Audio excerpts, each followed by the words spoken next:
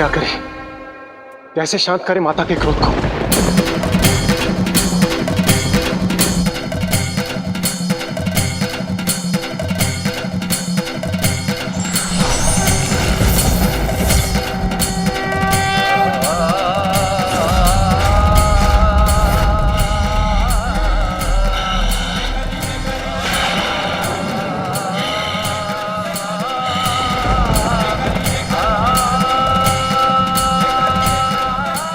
अवश्य माता विष्णु के आवेश अवतार परशुराम जी को दंडित करने वाली है। यदि माता काली से ये अनिष्ट हो गया तो इसे संसार की बहुत बड़ी क्षति हो जाएगी।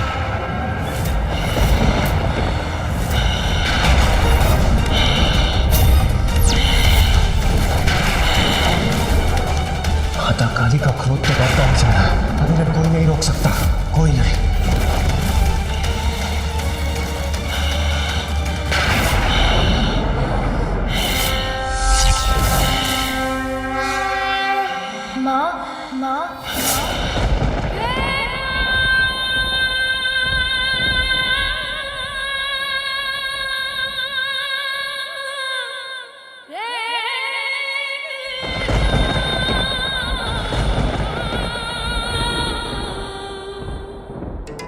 श्री गणेश जी कुशल है, संभव है माता का क्रोध शांत हो जाए।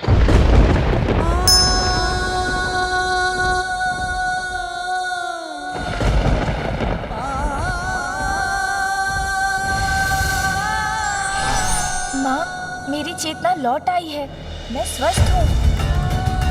अब आप कृपया शांत हो जाइए।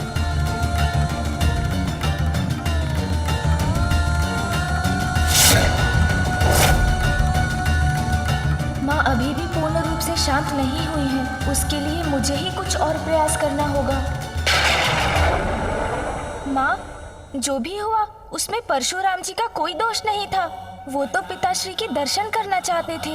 मैंने आपके आदेश का पालन कर उन्हें प्रवेश नहीं करने दिया तो उन्हें क्रोध आ गया। आप ही ने मुझे बताया था ना माँ कि ये मामा जी श्री हरि नारायण के आवेशा अवतार हैं, तो इनका क्रोध तो स्वाभाविक है ना माँ। गणेश को ज्ञात है कि माता के क्रोध से उत्पन्न संकट अभी टला नहीं है, इसीलिए वो माता को समझाकर उनका क्रोध शांत करने का प्रयास कर रहे हैं। क्रोध में उन्होंने मुझ पर अपना परशु चला दिया, जिसे मैं रोक सकता था, किंतु उससे पिताश्री का अपमान होता।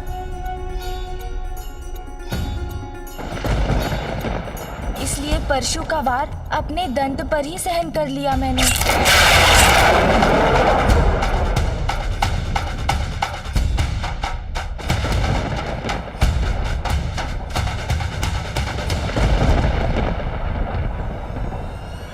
मुझे क्षमा कीजिए माता, गणेश को समझने में मुझसे भूल हो गई। महादेव के शस्त्र का सम्मान रखने के लिए गणेश ने स्वयं को आहत होने दिया। मुझसे भूल हो गई माता।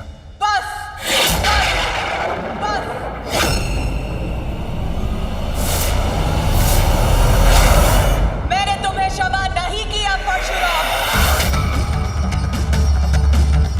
कुछ क्षमा नहीं किया मैंने। पार्वती गणेश कुशल है तो क्या उसका कुशल होना मैं अपना सौभाग्य समझूं? अपना कर्तव्य निभाते हुए कितनी बार आहत होगा मेरा पुत्र? कोई भी ऋषि देव भक्त कैलाश में प्रवेश करने का प्रयास करेगा और मेरे पुत्र के रोकने पर वो उसका अंत करने का प्रयास करेगा। इतना बड़ा अपराध करने वाले को दंडित नहीं करना चाहते आप, तो क्या करना चाहते हैं? मैं उस दिन की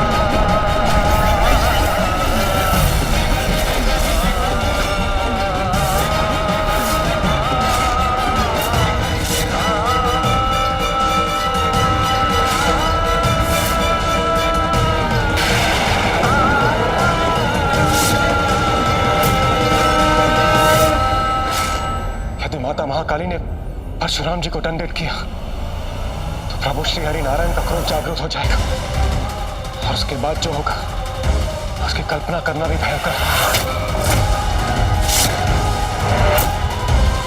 महादेव, नारायण अवतार परशुराम जी की रक्षा के लिए आपको माता को रोकना ही होगा। भूल परशुराम ने की है, ये पार्वती का दोषी है। अब नारायण ही इसको अपने अवतार में रोक सकते हैं।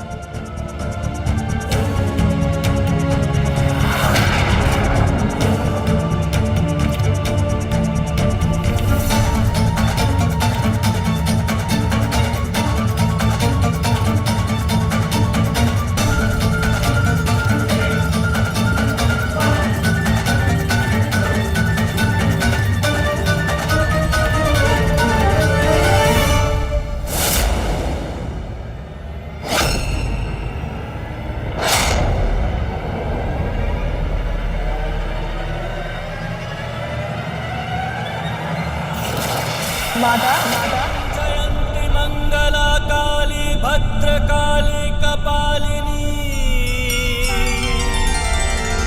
दुर्गा क्षमा शिवा धात्री स्वाहा स्वधा नमोस्तुते।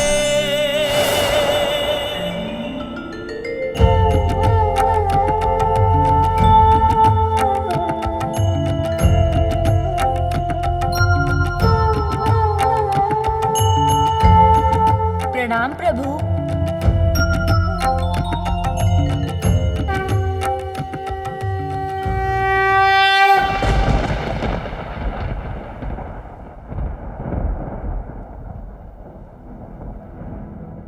काली महाकाली कालिके परमेश्वरी सर्वानंद करी देवी नारायणी नमोस्तुते।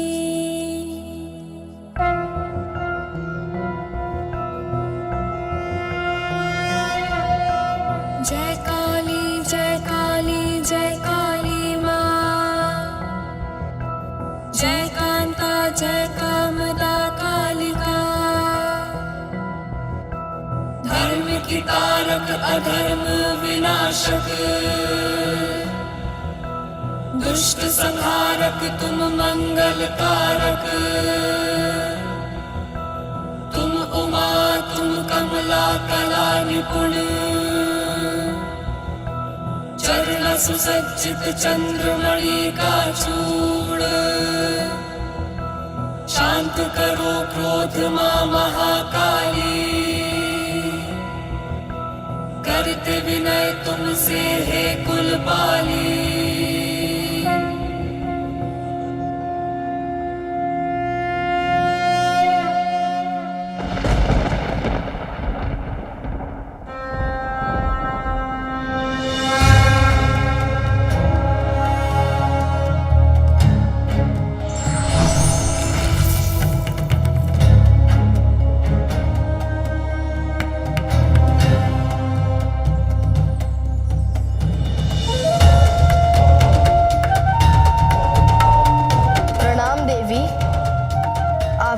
पहचाना मुझे? अवश्य, ऋषि कश्यप और देवी अदिति के पुत्र नारायण के पंचम अवतार को कौन नहीं पहचानेगा वामन देव जी।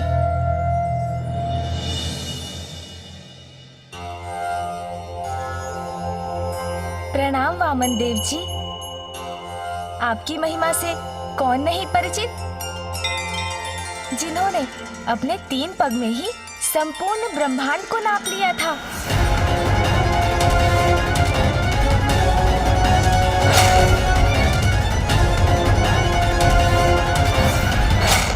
और राजावली को वरदान दिया।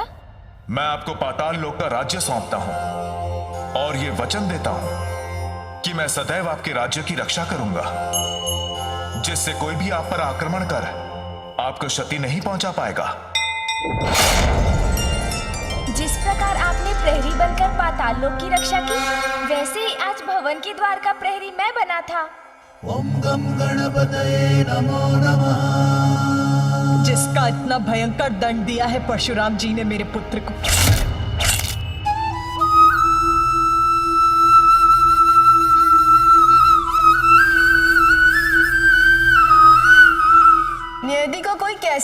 सकता है।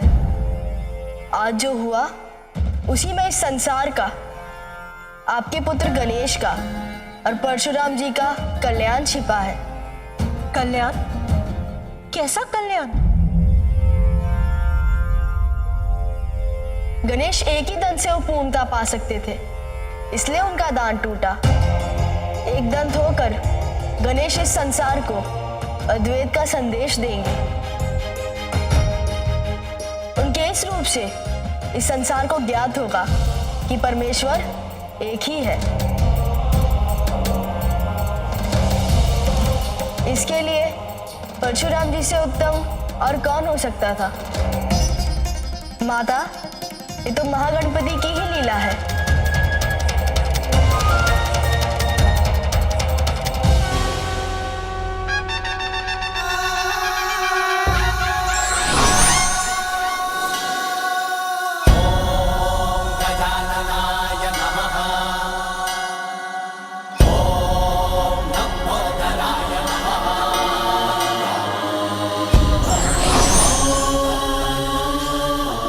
आज से गणेश को एक और नाम मिलता है, एक दंत, एक दंत, एक दंत, एक दंत, एक दंत। एक दंत? एक दंत मां श्री गणेश की जय। एक दंत मां श्री गणेश की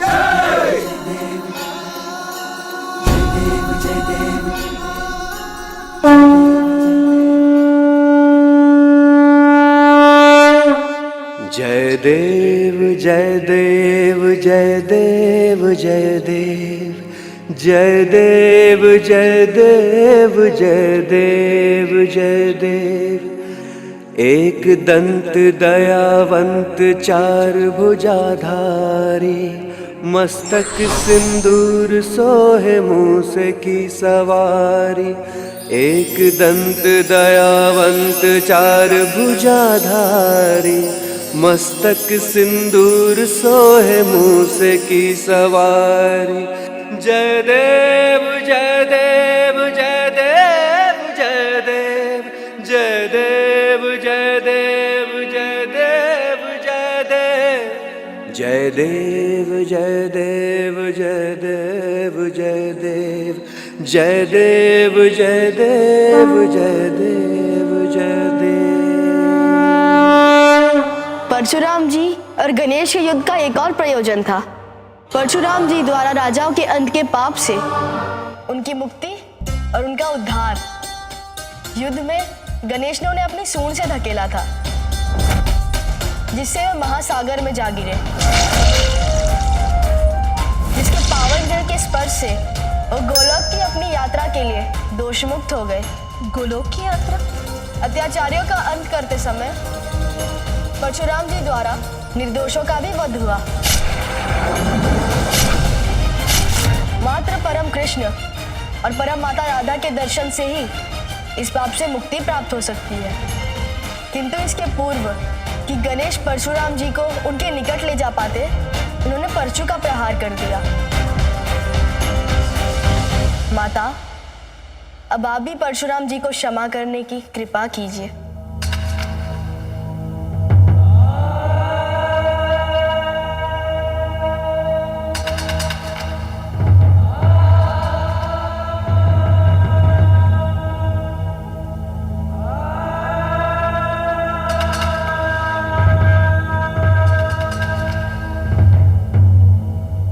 परशुराम जी, मैंने आपको क्षमा की।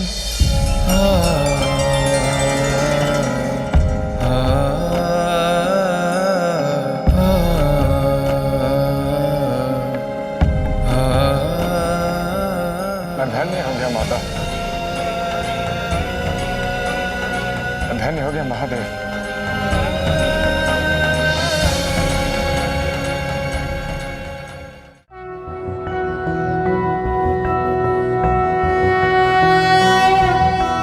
एकदन्तं महाकायं तप्तकाञ्चनं सन्निभं लम्बोदरं विशालाक्षं वन्देऽहं गणनायकं मुञ्जकृष्णाजिनहरं नागयज्ञोपवीतिनं बालेन्दुकलिकामौलिं वन्देऽहं गणनायकम्।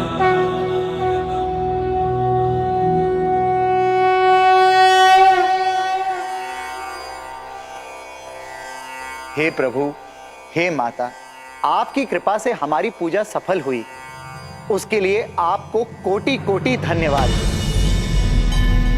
अब हमें यहाँ से प्रस्थान करने की अनुमति दीजिए। हमें प्रस्थान करने की अनुमति दीजिए।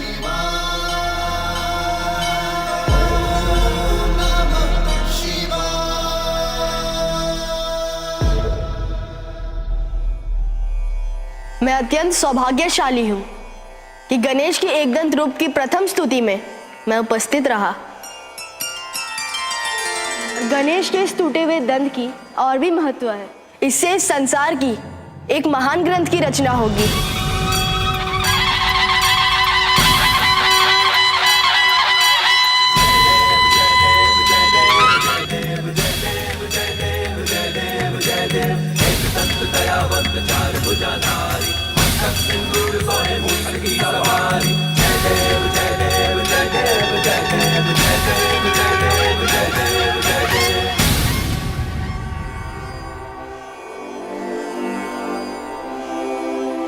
नमो नमः गणपते। नमो नमः गणपते। नमो नमः।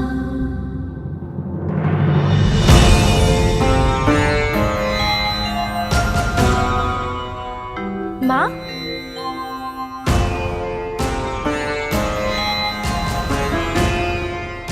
माँ तो यही थी।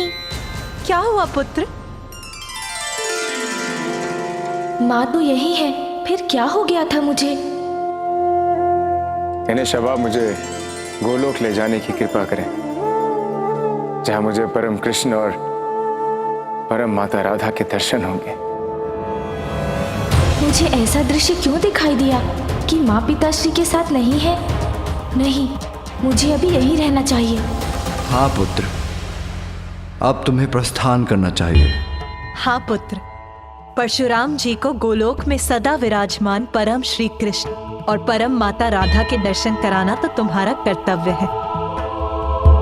जाओ पुत्र, ये हमारी आज्ञा है। माता पिता की आज्ञा को तो मैं नहीं डाल सकता। मूषक जी, चलिए प्रभु परशुराम जी।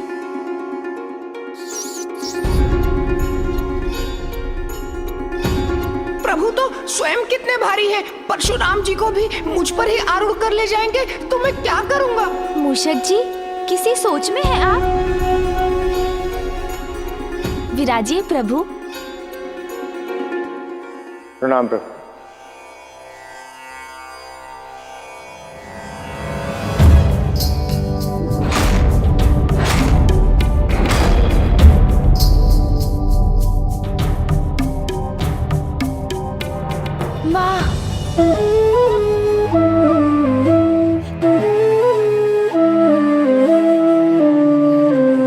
अरे पुत्र, क्या हुआ? कुछ नहीं हुआ माँ। बताओ पुत्र, अचानक क्या हुआ तुम्हें? बस आपका स्नेह आलिंगन करने का मन कर आया। शीघ्र जाओ और अपना कर्तव्य पूर्ण कर लौटो। मैं तुम्हारे प्रिय मोदक बनाकर यहीं तुम्हारी प्रतीक्षा करूंगी। पिताश्री, मेरी अनुपस्थिति में माँ का ध्यान रखिएगा।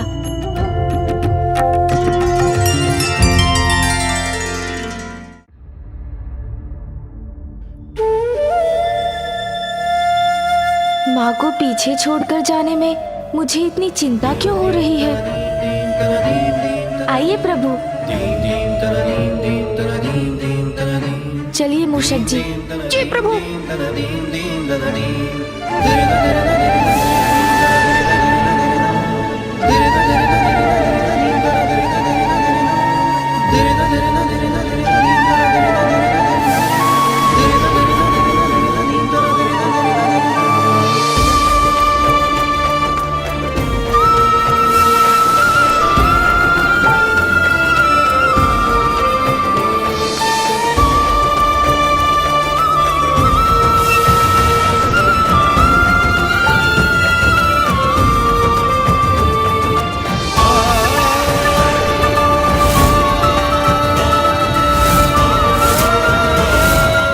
पिताश्री और माँ की विशेष पूजा संपन्न हुई और उन्हीं के आदेश से मैं परशुराम जी को गोलोक ले जा रहा हूँ, तब प्रसन्नता के स्थान पर ये अज्ञात अनिष्ट की चिंता का आभास क्यों हो रहा है मुझे?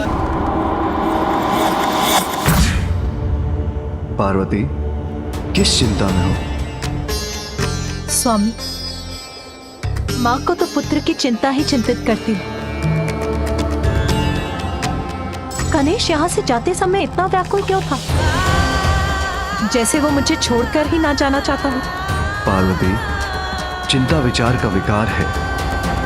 जीवन में उत्पन्न किसी भी समस्या का समाधान चिंता से नहीं, कर्म से ही प्राप्त होता है। इसलिए भविष्य की चिंता से वर्तमान के सुख का त्याग करना उचित नहीं।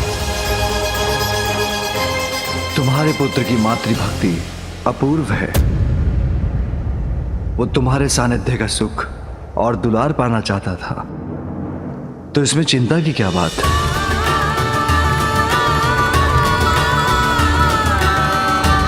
मैं व्यर्थ में ही चिंतित हो रही हूँ। सत्य ही तो है, वास्तविक सुख भविष्य की चिंता में नहीं, वर्तमान के संतोष में होता है। और यही वर्तमान का संतोष समस्त अशुभता को मिटाकर हमारे परिवार को भी अपार सुख प्रदान करने वाला है।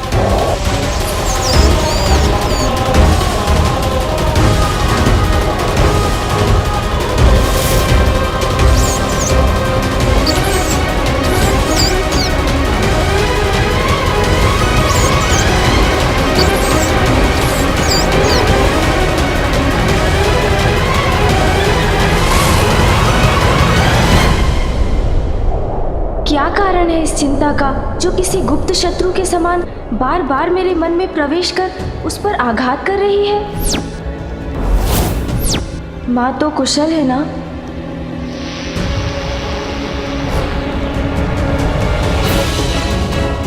किंतु कुशल क्यों नहीं होंगी माँ? पिताश्री महादेव और माँ शक्ति का संयोग जहाँ हो, वहाँ भला महादेव की शक्ति का क्या हित हो सकता है?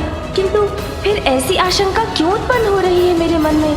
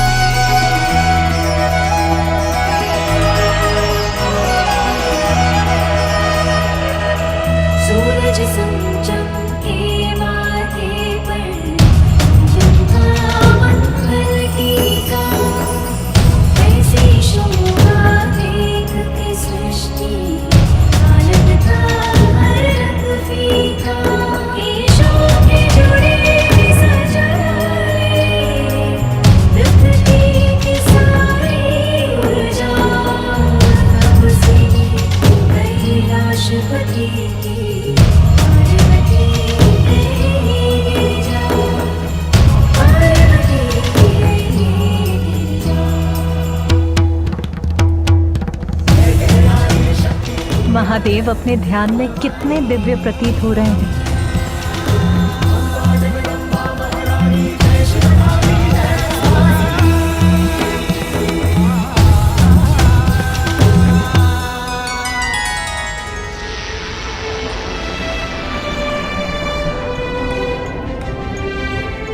वो देखिए गणेश, वहां ऊपर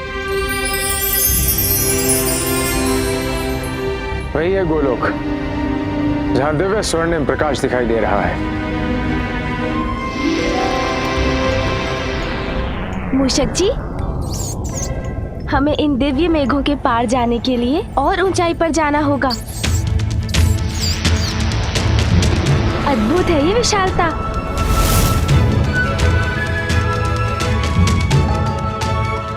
कितना अद्भुत, कितना भव्य है ये दृश्य। हाँ प्रभु,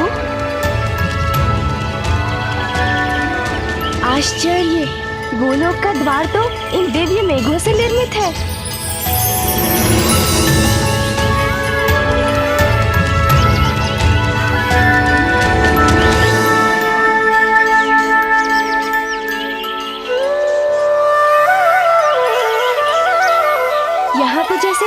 ब्रह्मांड की सारी सुंदरता और दिव्यता समाहित है।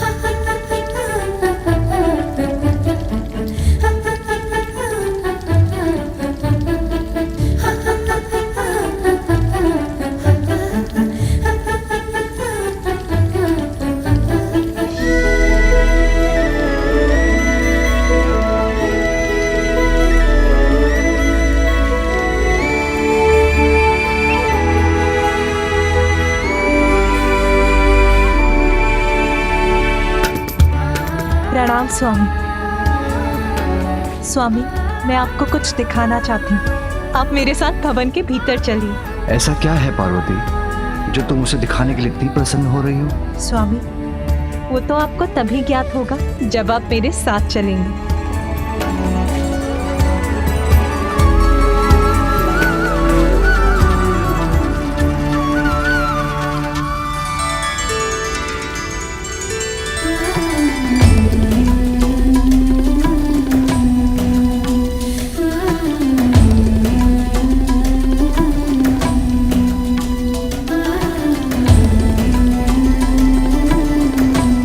बताओ पार्वती, ऐसा क्या दिखाना चाहती हो तुम?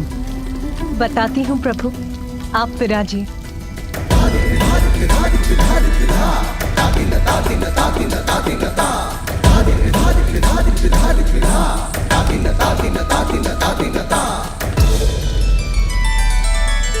पार्वती, अब तो मेरी उत्सुकता और जाग उठी है। ऐसा क्या दिखाना चाहती हो तुम? ऐसे नहीं स्वामी, आपको अपने नेत्र बंद करने होंगे। उमा, बस अब और प्रश्न नहीं स्वामी, मैं आपको चकित करना चाहती हूँ। किंतु उमा। किंतु परंतु नहीं प्रभु, अपने नेत्र बंद कीजिए।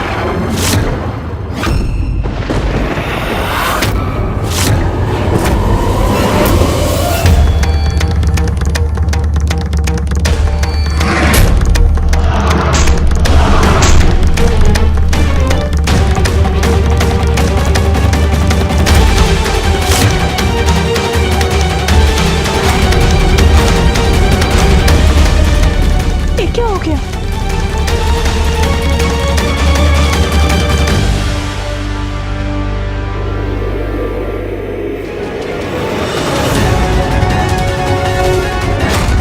ऐसा संकट है, ये भयंकर अंधकार, ये उचित नहीं हुआ। स्वामी, ये कैसा अंधकार है जिसने ब्रह्मलोक का प्रकाश ही हर लिया है? देवी, समस्त संसार को प्रकाशित करने वाली ऊर्जा महादेव के नेत्रों से प्रवाहित होती है। इसलिए यह अंधकार हठपूर्वक महादेव के नेत्रों को बंद कर उनकी दिव्य ऊर्जा को रोकने का परिणाम है।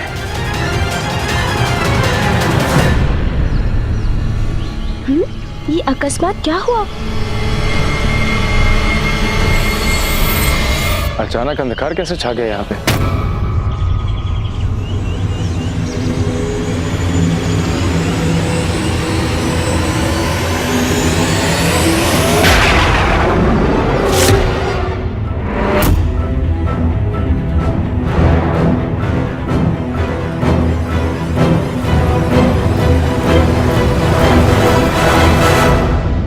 ये अनर्थकारी अंधकार।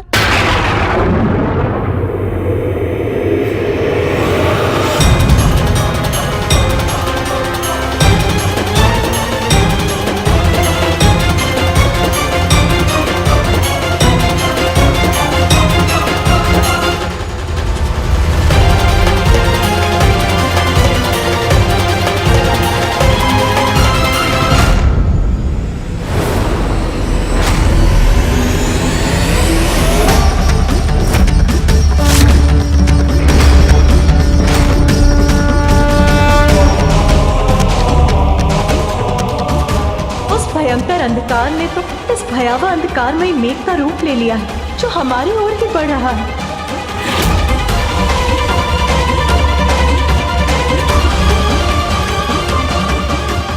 महेश्वरी, ये तुमने क्या कर दिया?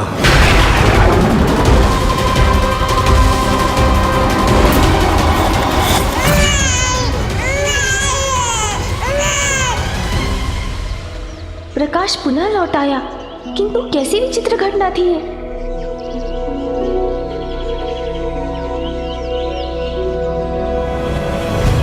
पल भर में उत्पन्न हो, नष्ट हो जाने वाले इस रहस्यमय अंधकार का मेरी चिंता से तो कोई संबंध नहीं,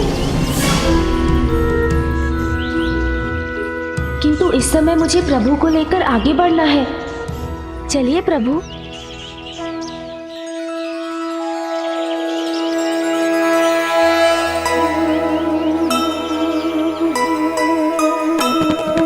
गोलोक को पहुँचे राम संग गणेशा,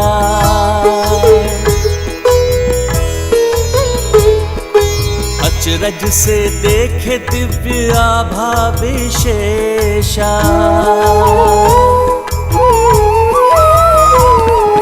दृश्य मनोहारी आभास अनमोला, झूल रहे परम राधे कृष्ण हिंडोला।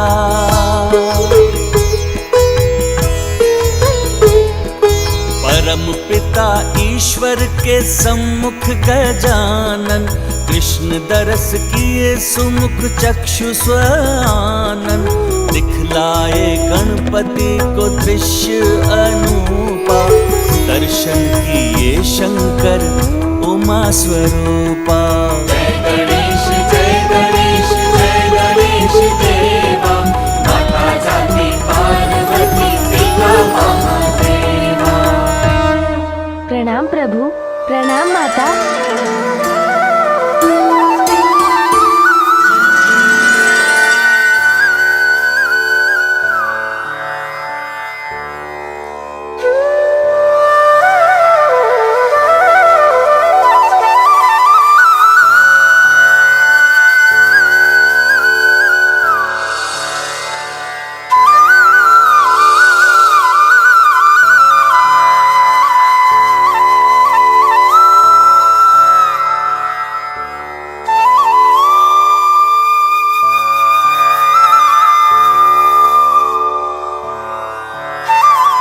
गोलोक में तुम्हारा स्वागत है गणेश। धन्यवाद माता। मैं प्रभु परम श्री कृष्ण और माता परम राधा का सानिध्य पाकर धन्य हुआ।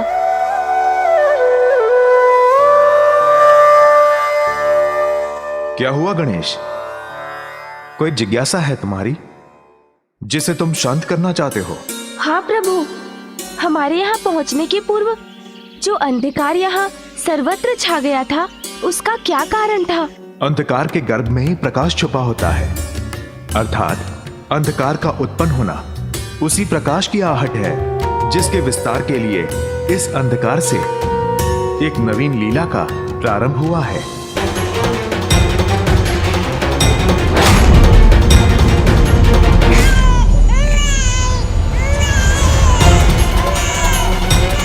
कौन है ये शिशु? कैसे उत्पन्न हुआ है और इसका रुदन मुझे इतना चिंतित क्यों कर रहा है?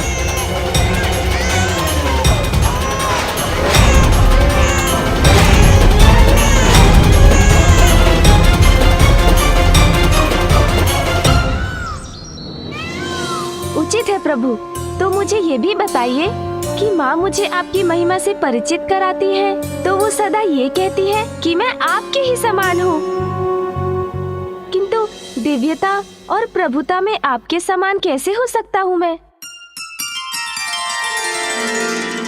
सत्य ही तो कहती है तुम्हारी माँ। ध्यान से देखो, तुम और मैं वास्तविकता में समान ही तो हैं। जिस प्रकार तुम्हारे मुकुट पर मयूर पंख स्थित है, उसी प्रकार मेरे मुकुट पर भी तो है, तो हुई ना समानता। और तुम्हारे बालपन की लीलाएं तो मेरे स्वामी की उन लीलाओं के समान है जो वो प्रत्येक कल्प में गोकुल के कृष्णा रूप धारण कर अवतार लेते हैं। गणेश, अच्छा हुआ तुम परशुराम जी को साथ ले आए। प्रभु, माता, मैं आपके दिव्य दर्शन कर अपने क्रोध से मुक्ति पाने आया। परशुराम जी, आपने अपने क्रोध पर नियंत्रण पाकर अपने जीवन को एक नई दिशा दी है। प्रभु, इसका श्रेय तो माता पार्वती नंदन गणेश को जाता है।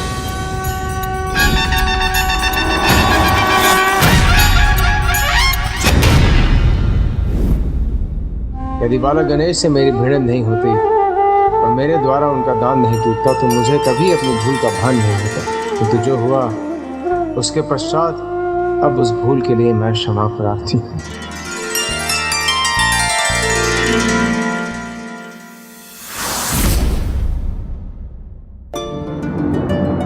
मेरे नेत्र बंद करने से जो अंधकार उत्पन्न हुआ उसी से इसका जन्म हुआ है। इसका जन्म जैसे भी हुआ है, किंतु है तो ये एक शिशु ही ना।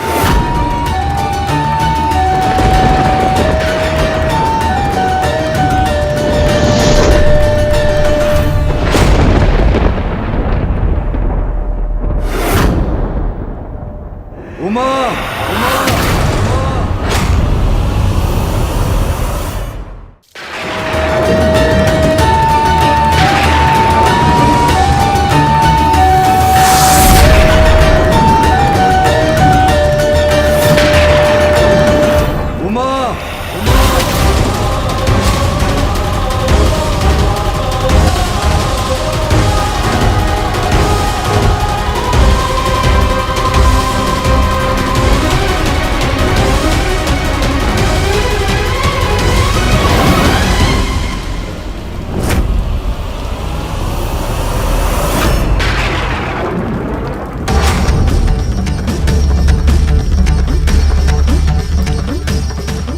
अंधकार से जन्मा ये शिशु मेरे सभी गुणों के विपरीत है।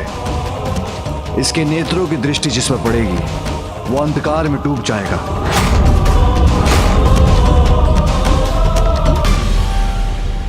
किंतु नाथ, हमें इसकी देखभाल का कोई उपाय तो करना ही होगा।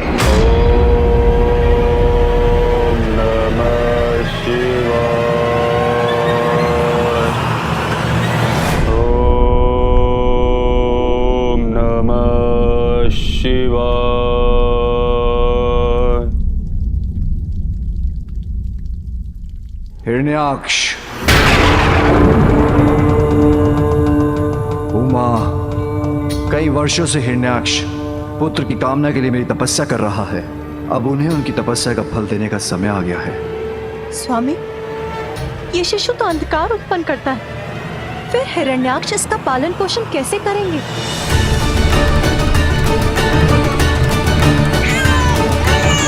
इस शिशु के पालन पोषण का अधिकार उसी को मिलना चाहिए जो लंबे समय से पुत्र कामना में मेरी तपस्या कर रहा है। ओम नमः शिवाय।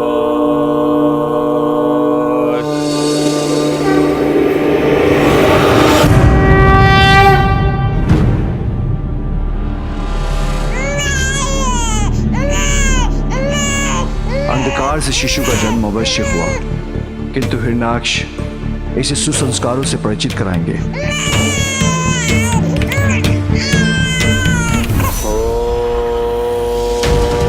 नमः शिवाय।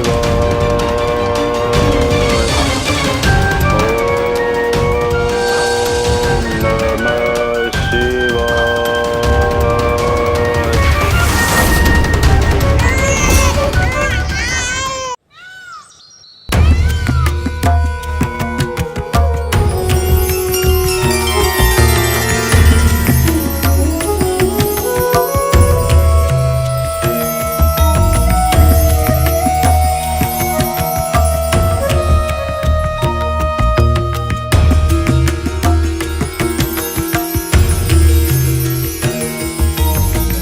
ऐसा अमृतमय आभास, ऐसी परम सुख की प्राप्ति, मैं धन्य हो गया प्रभु। मैं धन्य हो गया माता, मैं धन्य हो गया। तमसो मां ज्योतिर्गमय। अर्थात मुझे अंधकार से प्रकाश की ओर ले चलिए। ये प्रार्थना जो करते हैं उन्हें ज्ञात होता है कि वो अज्ञानता रूपी अंधकार में घिरे हैं और ज्ञान रूपी प्रकाश की ओर बढ़ना चाहते हैं। इसीलिए भगवान उनको रास्ता दिखाते हैं। परंतु जो जन्म से ही अंधकार से परिचित है और अंधकार को ही सर्वत्र मानता है, उसे तो स्वयं भगवान भी अंधकार से नहीं निकाल सकते हैं।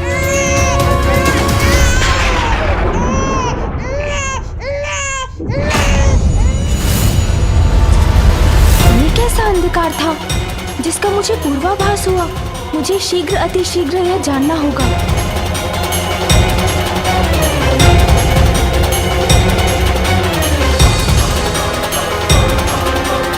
इस शिशु के पालन पोषण का अधिकार उसी को मिलना चाहिए जो लंबे समय से पुत्र कामना में मेरी तपस्या कर रहा।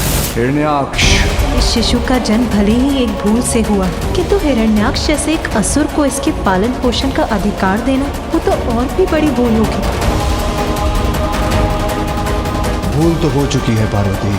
जो तुमने किया वो अनुचित था। अब उसका परिणाम तुम्हें ही भुगतना होगा।